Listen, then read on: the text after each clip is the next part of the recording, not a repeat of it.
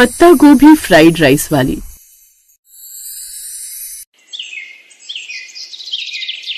ममता अपनी माँ के साथ अपने खेतों में खड़ी हुई थी। सारी फसल तैयार हो चुकी थी। आधे खेत में धान उगा रखा था और बाकी के हिस्से में पत्ता गोभी, धनिया, मिर्च, टमाटर, इस तरह की हरी सब्जियां उगा रखी थी।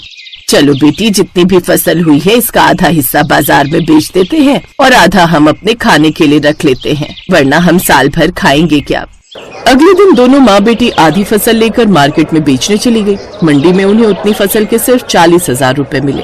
अरे भाई साहब, ये तो बहुत कम पैसे दिए आपने, इससे ज्यादा तो फसल पैदा करने में लग गया हमारा। बहन जी, इस बार सरकार ने रेट बहुत कम कर दिए हैं, मैं आपको अपनी जेब से तो दे नहीं सकता, अब जो है वो रख लीजिए।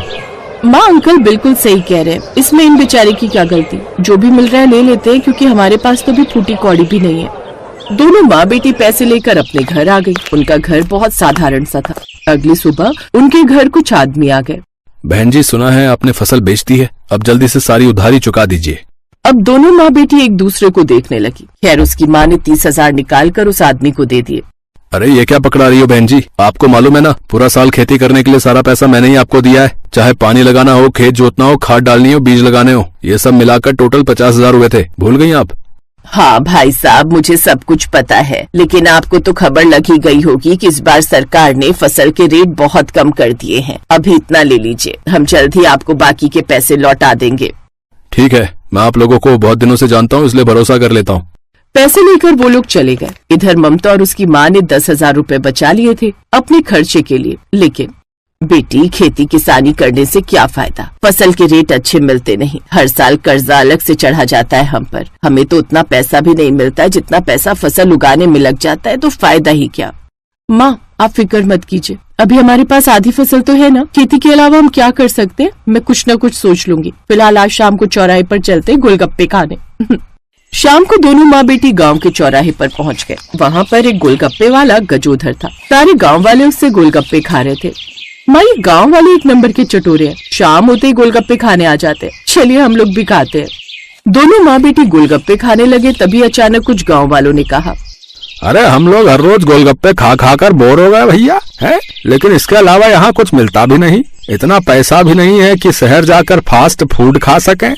हाँ चाचा, ये आपने बिल्कुल सही कहा, कुछ नया अगर यहाँ पर मिलने लगे तो मजा ही आ जाए। अरे आप लोग नए के चक्कर में मत रहो, हाँ, गोलगप्पे से अच्छा जो है कुछ नहीं होता है, बता रहे हैं। हाँ। उन गांव वालों की बातें ममता बड़े ध्यान से सुन रही थी। गोलगप्पे खाकर दोनों माँ बेटी घर वापस आ गई। तभी ममता ने कहा, माँ आपने सुना था ना कि गांव वाले क्या कह रहे थे, उनकी दिली इच्छा है कि उस चौराहे पर कुछ नया फास्ट फूड मिले, तो हम लोग वहाँ पर फ्राइड राइस बनाकर बेचते हैं। चावल, बंद गोभी, शिमला मिर्च, गाजर, धनिया, हरी मिर्च, ये सब कुछ तो हमारे पास है ही। क्या बात है बेटी, ये तो तुमने बहुत अच्छा सोचा, पहले दिन से हमारा फ्राइड राइस बिकने लगेगा। अगले दिन दोनों माँ बेटी ने मिलकर गजोधर गोलगप्पे वाले के ठीक सामने अपना फ्राइड राइस का ठेला लगा लिया। गांव वालों की नजर जैसे ही उस पर पड़ी, सारे गांव वाले इधर खींचे चले आए। अरे बिटिया, ये क्या है? चाचा, ये फ्राइड राइस है, शहरों में ये बहुत बिकता है। आप लोगों ने कल कहा था ना कि कुछ नया होना चाहिए, इसीलिए हम दोनों माँ बेटी आप सबके लिए कुछ नया लेकर आए हैं। अरे तो जल्दी से हम सबको एक एक प्लेट फ्राइड राइस खिला दीजिए, वैसे देखने में तो बहुत अच्छा लग रहा है। अगर स्वाद अच्छा ना लगे तो पैसे बिल्कुल मत देना आप लोग, सिर्फ 10 रुपए की एक प्लेट है।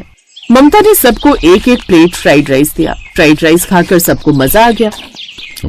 क्या स्वाद है बेटी, मजा ही आ गया फ्राइड राइस खाकर।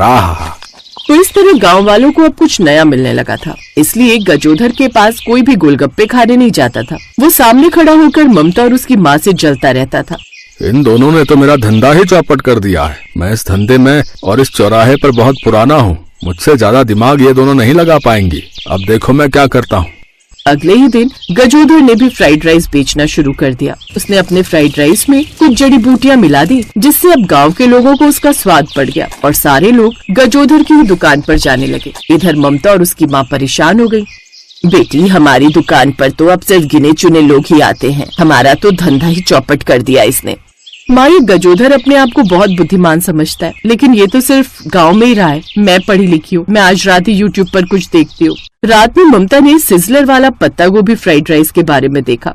ये तो बिल्कुल नया है हमारे गांव के लिए, इसमें मंचूरियन भी है, पत्ता गोभी है, सब कुछ है, लेकिन ये सिजलर मैं कहाँ से लाऊंगी? इतने पैसे भी नहीं बचे मेरे पास कि शहर जाकर सिजलर ला सकूं। अगली शाम वो दोनों माँ बेटी अपने ठेले पर पहुँच गयी। सबसे पहले उसने मंचूरियन बना लिए, फिर उसने फ्राइड राइस भी बना लिया, फिर उसके ऊपर फिंगर चिप्स फ्राई करके डाल दिया। गजोदर की दुकान पर सारे लोग फ्राइड राइस खाने में लगे हुए थे। ये सब क्या कर रही हो बेटी? माँ बस देखती जाइए।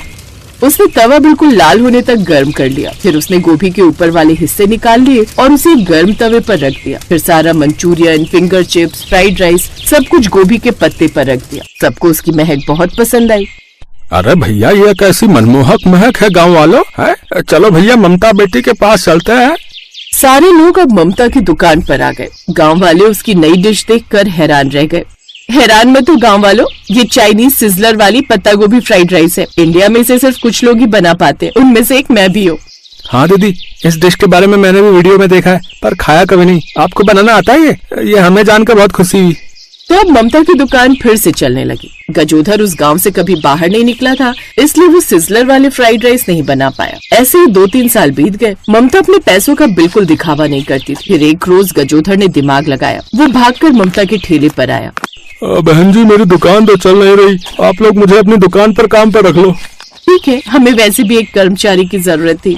अब गजोधर उनकी दुकान पर काम करने लगा। 2 महीने में उसने भी सिजलर वाली पत्ता गोभी का चाइनीज फ्राइड राइस बनाना सीख लिया। अब उसने ममता के ठेले पर काम छोड़ दिया और खुद अपनी दुकान लगा ली। अगले दिन से वहाँ पर ममता का ठेला लगना बंद हो गया। अब मैं अकेला फिर से इस मार्केट में ऐश करूँगा। भगा दिया मैंने उन दोनों माँ बेटी को। तभी वहाँ कुछ गाँव वाले आ गए। अरे गजोधर, पागल हो गए हो क्या? क्यों पागल ना हूँ काका, है? मेरे सामने दोनों माँ बेटी टिक नहीं पाई, भाग गई ना ये मार्केट छोड़कर। अरे गजोदर, तुम हमारे साथ चलो, कुछ दिखाना है।